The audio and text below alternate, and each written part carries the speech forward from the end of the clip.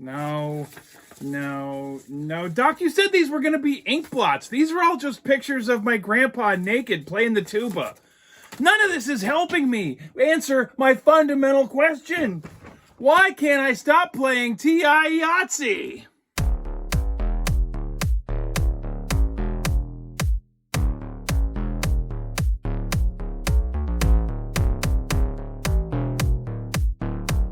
I mean, it makes no sense. I don't understand it. I have half a century of video games at my disposal at all times, and I end up playing Yahtzee on the TI like 17 times a week.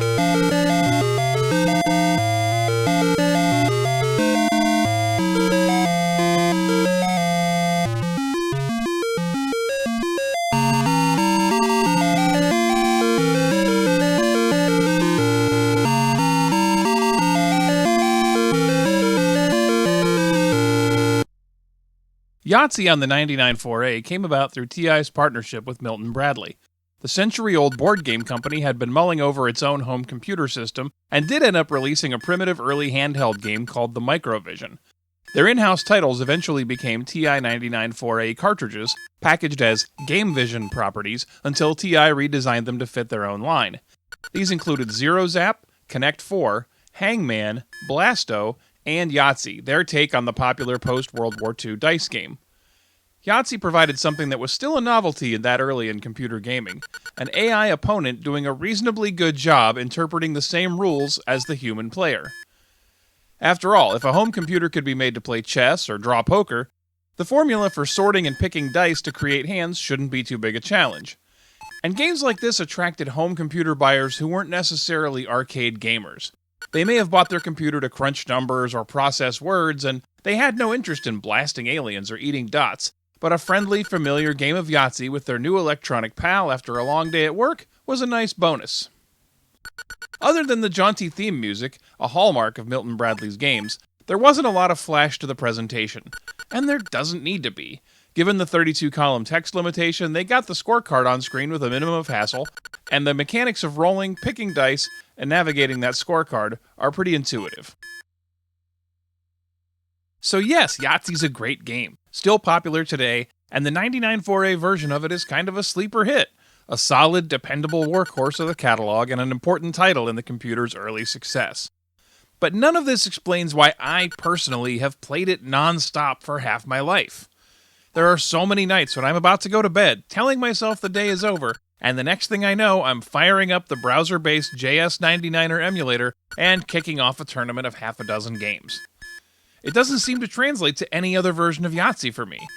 It's not like I sit around rattling actual dice in a cup by myself all day. I've downloaded mobile apps, played them a couple times, and deleted them. I even got one of those little handheld versions that were super popular right before smartphones, designed to live in the magazine basket next to the toilet and collect ghastly airborne particles until their batteries ran out. None of them scratch the same itch. Why is the TI 99.4a Yahtzee specifically my emotional support game?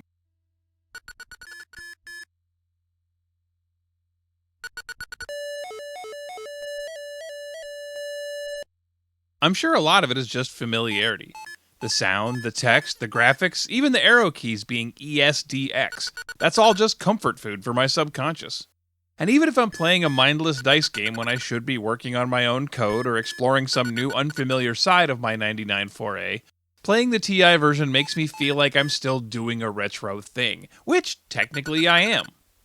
And Yahtzee's a game tailor-made for a person whose brain is in shutdown mode.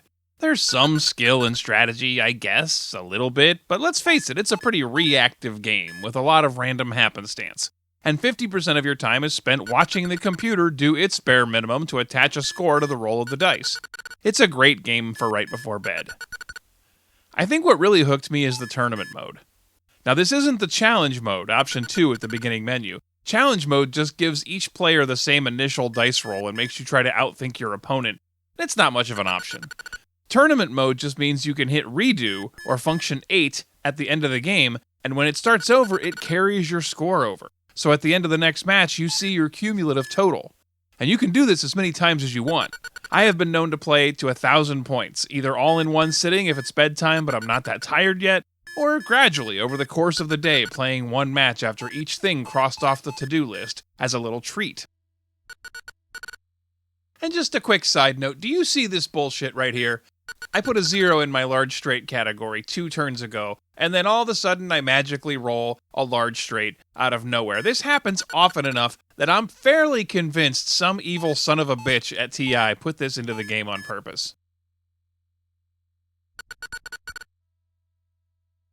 Sadistic conspiracy theories about random dice rolls aside, I guess Milton Bradley's Yahtzee for the TI is just tailor-made to be my version of putting episodes of The Office on in the background and not really watching them, or doom-scrolling social media till the melatonin kicks in.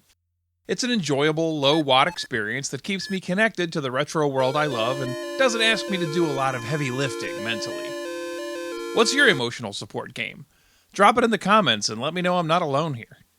If you don't have one, fire up your emulator, or a browser, or your real iron, and give Yahtzee another spin. You may not end up playing it to 1,000 like a true champion, but I bet you'll have a good time.